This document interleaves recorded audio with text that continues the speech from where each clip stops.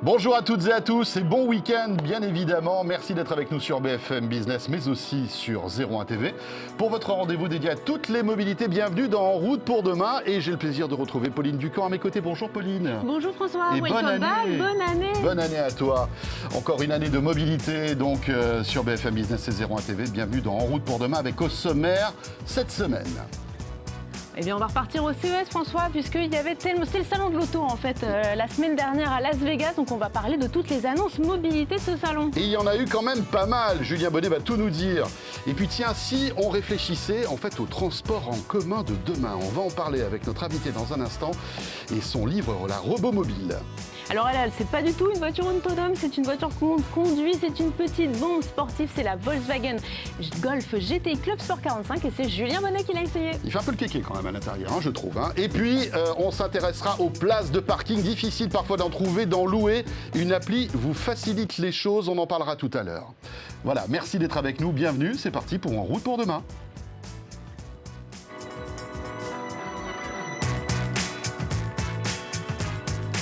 BFM Business et 01 TV présente En route pour demain avec Pauline Ducamp et François Sorel.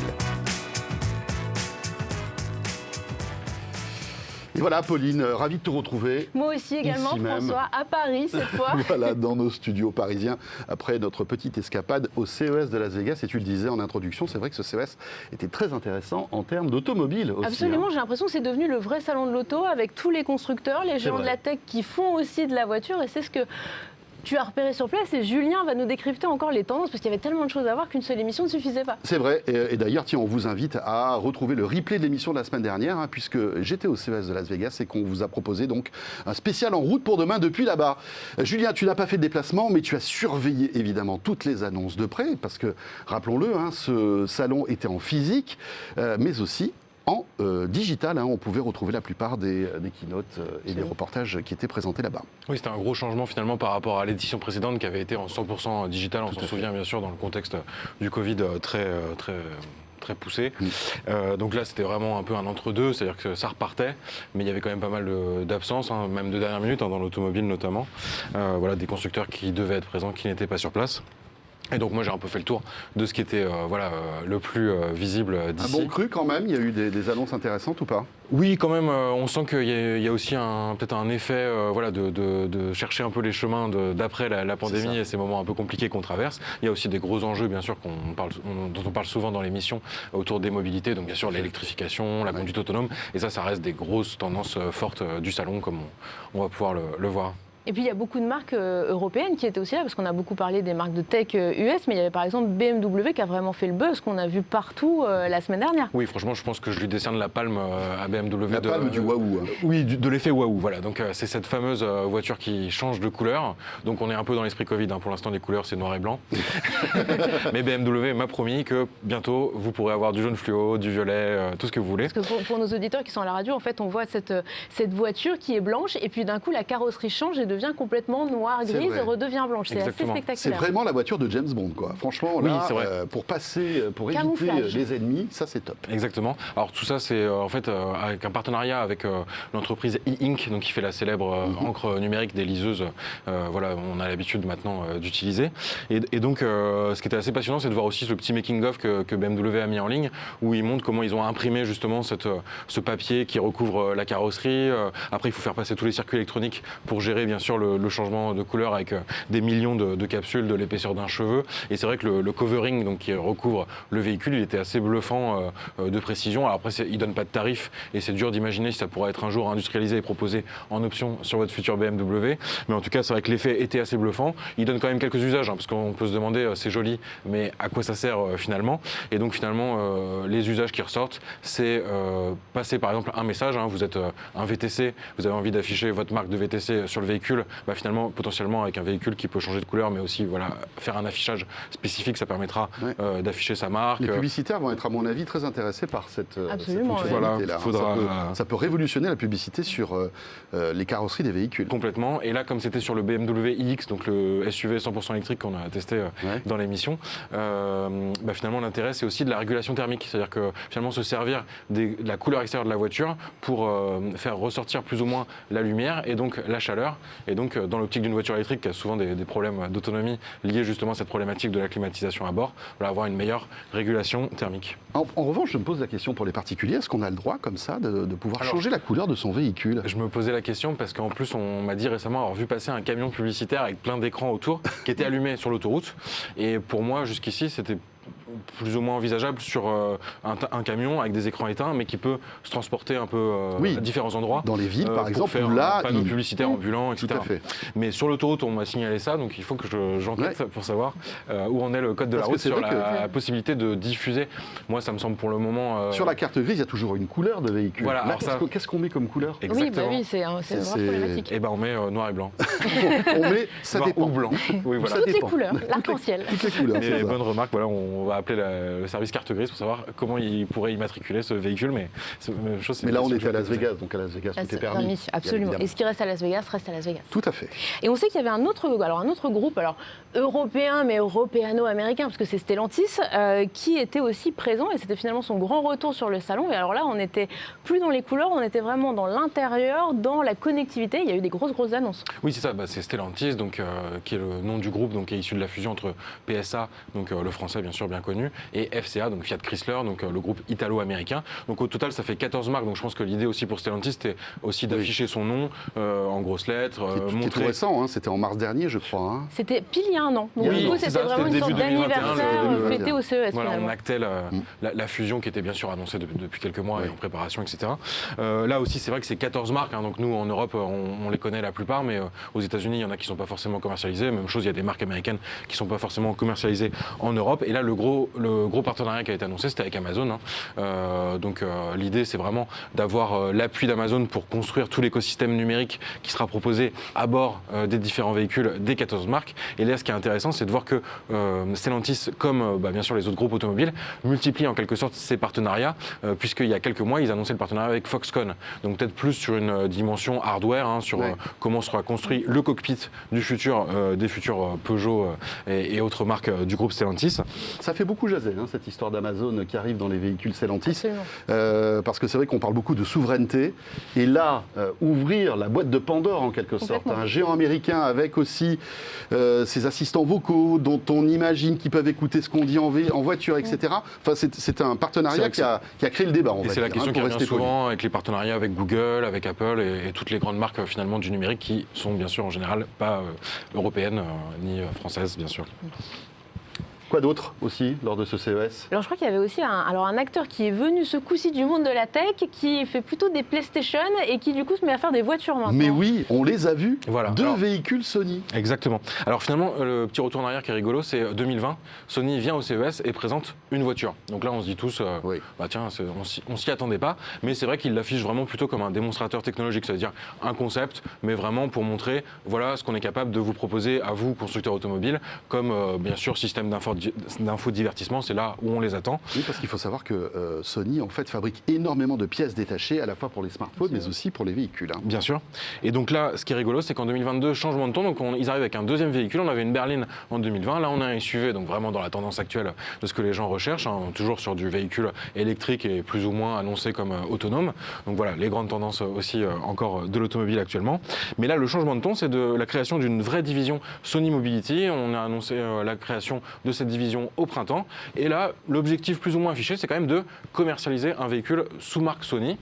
Donc ça, c'est un peu la petite surprise. On se demande si c'est quand même pas un coup de bluff visant aussi à attirer les regards et voir aussi un peu la perception du public sur est-ce qu'il y a une attente sur un véhicule qui serait brandé Sony. Nouer des partenariats avec des constructeurs qui seraient intéressés justement pour renforcer leur collaboration. Voilà, exactement. Mais c'est assez intéressant cette information parce que c'est vrai qu'on est dans cette atmosphère de Apple qui pourrait sortir un véhicule. Est-ce que c'est pas la réponse de Sony, qui est un géant de l'électronique et qui se dit, écoutez, voilà, on va tâter le terrain pour voir si c'est possible. Et être au niveau en fait des autres géants américains. Et puis depuis des années qu'on parle de l'Apple Car, peut-être que le nouveau feuilleton qu'on suivra en parallèle, bien sûr, de l'Apple Car qui viendra ou pas, ça sera la Sony Car, mais ça on suivra bien sûr dans Cela dit, je suis assez dubitatif quand même, parce que même chose. lancer un véhicule, ça coûte des milliards. Alors l'idée, c'est qu'il pourrait s'appuyer sur Foxconn, qui se présente de plus en plus comme un sous-traitant automobile en puissance. C'est ça. Pour l'instant, c'est pas vraiment le cas. Pour l'instant, on le connaît bien sûr. Peut-être que demain, on achètera des véhicules, des modèles de véhicules un peu sur étagère, comme aujourd'hui on achète des smartphones, et et on pourra intégrer l'électronique des géants, quels qu'ils soient, à l'intérieur. Oui, et je ne choisirai plus un modèle ou une marque, mais je choisirai est-ce que je veux une voiture Apple, est-ce que je veux une voiture Sony, est-ce que je veux une Android à l'intérieur, et finalement, la forme ce sera un SUV ou une berline, voilà, et ça avec, sera assez avec une basique. certaine autonomie, avec certaines C'est ce qu'on options. peut imaginer etc. complètement comme avenir tout ça. de l'évolution, en tout cas, de perception des marques Ça automobiles. va pas faire plaisir aux constructeurs traditionnels, tout ça. Non, ça c'est sûr. Mais c'est d'ailleurs, certain. en plus, il y a de plus en plus de nouveaux acteurs, parce que finalement, il y a aussi un Tesla vietnamien, Julien, qui est arrivé au CES. Oui, alors on l'avait découvert finalement au dernier salon de l'auto parisien. Ils étaient présents, VinFast, donc ils avaient présenté un premier concept. Donc voilà, donc 2018 pour rappeler le dernier salon de l'auto parisien. Donc bien sûr, il a été annulé en 2020 et on attend le grand retour de l'événement. Mais déjà le salon qui a lieu en parallèle, Pauline, tu y étais, donc à Munich, est revenu. Donc on a un peu d'espoir pour Paris pour la suite. Mais là finalement, donc l'idée c'est VinFast, donc une marque vietnamienne avec l'usine au Vietnam. Ils sont venus en force au CES avec une gamme de 5 véhicules. Donc voilà, donc ça va un peu de tous les segments. Et moi, ce que j'ai trouvé assez original, c'est finalement le parallèle avec Tesla, donc une marque bien sûr 100% électrique, qui est un peu indépendante, donc qui vise un destin à la Tesla, donc de s'imposer face aux constructeurs traditionnels, et qui bizarrement recherche en ce moment un site de production en Allemagne, alors qu'on attend justement... Comme un certain Tesla, voilà, qui a aussi on attend l'ouverture imminente de l'usine près de Berlin. Et l'autre parallèle que j'ai trouvé assez rigolo, c'est avec Renault, parce qu'il ressuscite un peu le concept de location de batterie. Donc Renault avait été fortement critiqué au début de la commercialisation de la Zoé pour proposer sa voiture en achat-location, c'est-à-dire que vous achetiez le véhicule, mais il fallait continuer à louer la batterie, ce que pas mal de gens avaient du mal à comprendre, alors qu'en fait la logique c'était vraiment du constructeur qui assure l'entretien. Et donc là il y a deux formules. Il y a une formule avec un certain loyer où vous louez la batterie, mais vous êtes limité en termes de kilomètres que vous pouvez réaliser par mois, et un modèle où la voiture est plus chère, vous achetez la batterie en même temps. Donc je trouvais ça marrant comme processus commercial. Merci Julien, on se retrouvera très vite parce qu'on n'a pas fini de raconter un petit peu ce CES de Las Vegas. Il y avait énormément d'autres initiatives. Et comme nous attendons notre invité, on va enchaîner tout de suite pour évoquer, on va dire la stratégie, sans doute le grand tournant du transport de demain, c'est l'autonomie. Absolument, finalement c'est une sorte de filiation à la suite du CES. On va parler voiture autonome avec Franck Cazenave. BFM Business et 01 TV présente En route pour demain, l'invité. Avec cet ouvrage que je tiens entre les mains, La Robomobile de Franck Cazenave, qui est avec nous sur ce plateau. Bonjour Franck, merci Bonjour beaucoup Franck. d'être avec nous aujourd'hui. Bonjour Pauline, bonjour François. Et bienvenue. Franck, on vous connaît depuis quelques années, puisque vous êtes un spécialiste de la mobilité, vous suivez toutes ces questions, notamment sur la voiture autonome, et puis aussi ce dont on parlait il y a quelques instants avec Julien, en fait, de l'arrivée des GAFA dans l'automobile, de l'automobile avec les GAFA, enfin de cette espèce de révolution à la fois passionnante et très compliquée. Et donc avec ce livre, La Robomobile, en fait, vous tracez des perspectives de, finalement, la voiture autonome, elle arrive. Nous, on pensait que c'était une lubie, puis que ça avait été abandonné. En fait, non, elle est là, et demain, elle sera là sur nos routes. Tout à fait, c'est-à-dire que tous les pays ne vont pas à la même vitesse. Et je parle beaucoup des États-Unis, de la Chine aussi. Et aux États-Unis, il y a eu un point de basculement déjà en 2020, avec à la fois Waymo, qui appartient à Alphabet, Google, qui a eu l'autorisation de déployer à Phoenix son service de robotaxi sans chauffeur, sans aucune personne à l'intérieur du véhicule. Et puis une société qui est peu connue en Europe, qui s'appelle Nuro, qui a eu le premier véhicule qui a été homologué par une entité, la DMV, donc l'équivalent des mines en Californie, pour pouvoir rouler sans chauffeur à 60 km/h sur toutes les routes, pour pouvoir livrer en Californie des biens aussi. Des repas, donc il y a eu vraiment un changement. Ouais. Et en fait, ce que vous expliquez est très juste, c'est-à-dire que tout dépend en fait de l'avancée des réglementations dans les divers pays. Et pour revenir à notre pays, la France, j'ai l'impression qu'on est un peu en retard quand même, non ? Alors, on a une problématique, c'est que nous avons ratifié la Convention de Vienne. La Convention de Vienne dit de 1968 qu'il doit y avoir un être humain derrière le volant. Donc, pour le véhicule autonome, c'est pas facile. C'est un peu compliqué. Voilà, c'est la problématique. Et donc, c'est au niveau de l'ONU, il y a un groupe de travail, et donc ça prend du temps, et ça va prendre encore quelques années avant d'arriver à une révision de la Convention de Vienne. En plus, il faut une décision collégiale européenne, j'imagine. Alors, européenne, oui, mais même mondiale. Il y a plus de 100 pays qui ont ratifié la Convention de Vienne. Donc, il faut que tous les signataires ratifient l'évolution de la Convention de Vienne. Donc, en France, il y a un décret qui a été pris pour cet été pour prévoir l'arrivée des véhicules autonomes. Il manque encore des décrets d'application. Donc, on est en train d'avancer. Néanmoins, on n'a pas un cadre légal stabilisé pour pouvoir permettre pas seulement les expérimentations, mais vraiment de passer à l'échelle avec du déploiement de véhicules autonomes sur nos routes. Mais alors, en vous écoutant et en lisant le livre, moi, il y a deux choses qui m'ont marqué. C'est que, on parle pas de voitures autonomes, mais de robots mobiles. Et on parle de transport de personnes, de transport de marchandises, moins de la Tesla qui va venir me chercher en bas de chez moi ma petite voiture à moi. Et surtout, on ne parle pas des constructeurs traditionnels. On parle de tout un tas d'autres acteurs, mais pas des constructeurs automobiles. Alors, pour répondre à votre question, d'abord, effectivement, on passe de l'automobile à la robomobile. L'automobile, c'est un véhicule à la base qui est mécanique et analogique. Quand on va vers la robomobile, c'est le logiciel, l'intelligence artificielle et puis le cerveau électronique avec des microprocesseurs très puissants qui font ce véhicule. Sur les microprocesseurs, les leaders mondiaux, c'est Nvidia, Intel, Qualcomm. La puissance de calcul, elle n'est pas chez le constructeur aujourd'hui. Le seul constructeur qui a décidé de faire son microprocesseur, c'est Tesla. Tout à fait. D'accord ? Ouais. Donc tous les autres constructeurs... Mais qui est avant tout une entreprise technologique avant d'être un constructeur de véhicules. C'est ça qui est intéressant. Tout à fait. Donc qui a fait, je dirais, un véhicule complètement digital, électrique, avec des logiciels directement issus de l'informatique et la puissance de calcul. Donc Tesla est né comme un véhicule digital. Les constructeurs automobiles viennent du monde du XXe siècle, l'ancien monde, mécanique, analogique, et doivent se transformer avec le logiciel et avec la puissance de calcul. Donc effectivement, quand le véhicule se conduit tout seul, ça devient un robot.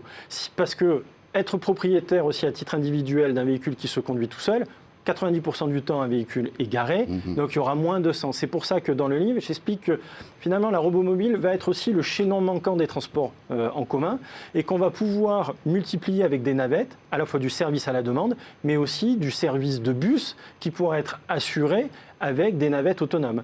Donc c'est plus seulement de la mobilité individuelle, c'est de la mobilité sur route qui peut être à la fois individuelle et collective. Et ça va arriver quand ? Parce que vu qu'on parlait justement de ces questions de législation, on pense déjà les sommes qu'il faut investir pour toute la mobilité rien qu'électrique. On se dit, est-ce qu'on a encore de l'argent pour investir dans cette mobilité autonome ? Alors justement, c'est parce qu'il faut investir beaucoup d'argent pour transformer la mobilité au niveau du développement durable, et j'en parle dans le livre, 16% des émissions de CO2 sont dues à la mobilité individuelle. Donc on a besoin de transformer la mobilité. Donc il y a l'électrique, sauf qu'on demande à tous les ménages d'investir sur des véhicules électriques. Et ça coûte très cher. Ça coûte très cher, j'en parle dans le livre, et on a vu que le marché automobile français était en baisse par rapport à 2019. On n'est qu'à 1,7 million de véhicules, qu'on a été jusqu'à 2,2 millions, 2,3 millions de véhicules vendus en France. Donc on voit que c'est difficile pour les ménages français de pouvoir s'équiper en véhicules électriques, même si l'électrique a représenté un peu moins de 10% des ventes de véhicules neufs. Mais c'est compliqué. Si on met ensemble, à travers des forfaits mobilité, à travers votre pass Navigo, aussi de la mobilité en navette autonome, par exemple dans le périurbain, dans le rural, où aujourd'hui il n'y a pas de transport public. Vous avez très peu de bus, très peu de fréquences, de solutions alternatives à la mobilité individuelle. Dans ce cas-là, on peut réduire les émissions de CO2 et à la fois offrir une solution de mobilité. La robomobile, voilà, disponible chez tous les bons libraires. Merci beaucoup, Franck Cazenave, de défricher le terrain de ce sujet passionnant, mais un peu complexe quand même, le futur de la mobilité, qui, on le voit, passera donc par l'autonomie, ça c'est certain. Merci beaucoup. Merci à vous. Il est temps de retrouver notre essai, Pauline. Absolument, et là on n'est pas du tout dans la robomobile, on est dans la voiture plaisir, puisque cette voiture, en fait, c'est la Golf GTI Club Sport 45, c'est une édition spéciale anniversaire, c'est Julien Bonnet et Jean-David Duhart qui l'ont essayé. BFM Business et 01 TV présente En route pour demain, l'essai.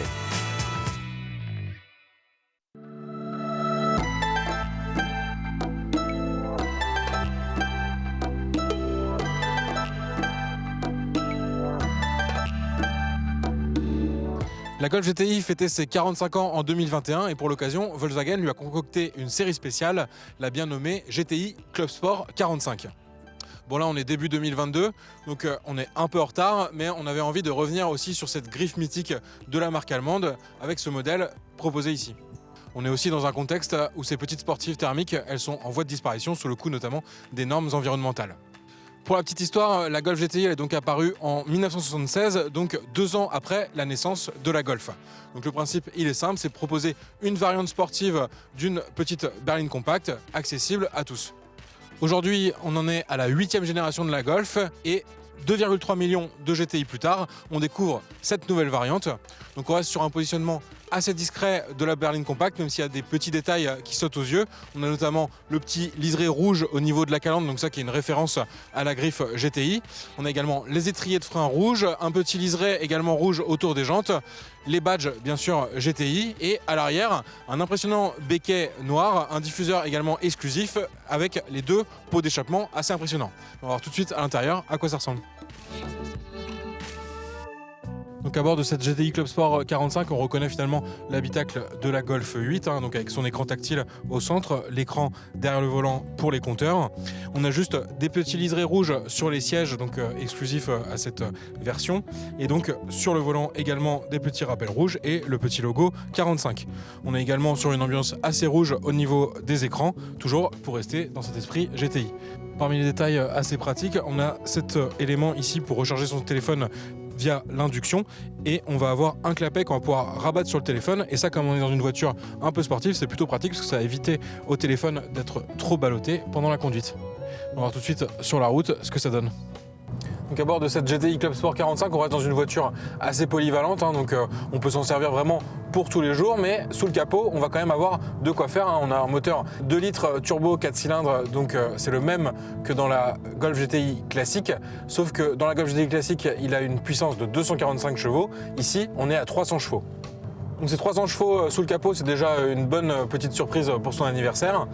Et alors, il faut noter que c'est presque 3 fois plus que la première Golf GTI en 76 qui était sortie avec 112 chevaux de puissance.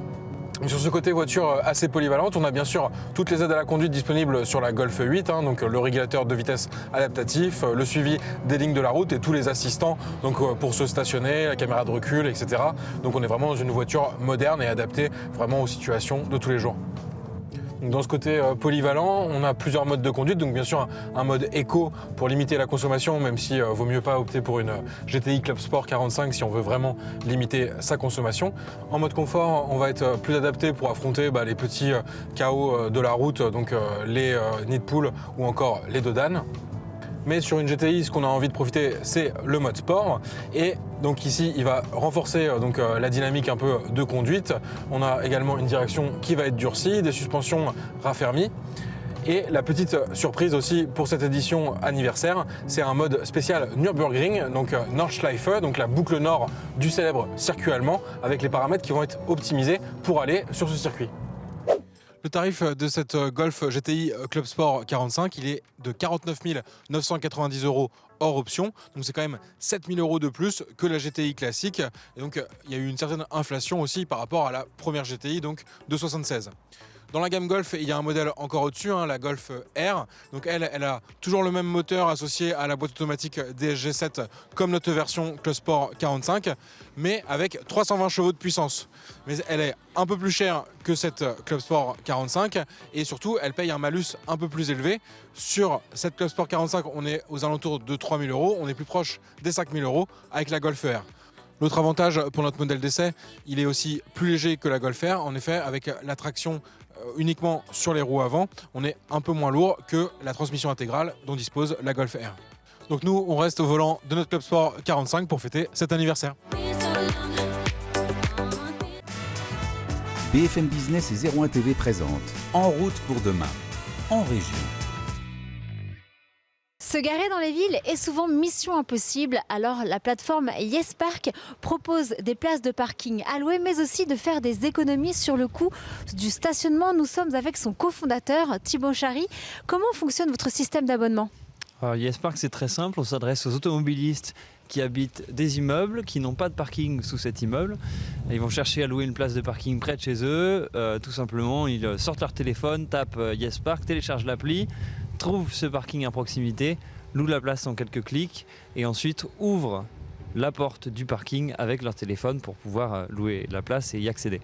Combien coûte votre abonnement ? Alors ça coûte entre 40 et 150 euros par mois. C'est un abonnement qui est très flexible, on peut résilier quand on veut et ça va évidemment dépendre du parking, des infrastructures, de la qualité du parking et aussi beaucoup de la localisation du quartier. Parmi les 25 000 abonnés de YesPark, on retrouve Guillaume Menz. Cela fait 7 mois que vous utilisez YesPark. En quoi cela est-il plus avantageux pour vous ? Eh bien, au niveau du tarif, déjà, j'ai pu faire une économie par rapport à la location de parking que j'utilisais auparavant. Je paie aujourd'hui 92,50 € contre 102,50 € auparavant. J'ai aimé également dans l'application la possibilité de choisir une place adaptée à mon véhicule. J'ai également aussi apprécié la flexibilité du système et la possibilité donc d'arrêter mon contrat à tout moment, voilà, de ne pas être engagé sur le long terme, contrairement au contrat que j'avais auparavant avec mon bailleur. YesPark espère atteindre 50 000 places de parking d'ici l'année prochaine, dont 2 000 équipées avec des bornes de recharge électrique. Voilà, concept très intéressant. YesPark pour terminer ce En route pour demain. Pauline, on se retrouve bien sûr la semaine prochaine. Absolument François, passez un bon week-end, à la semaine prochaine. À très vite.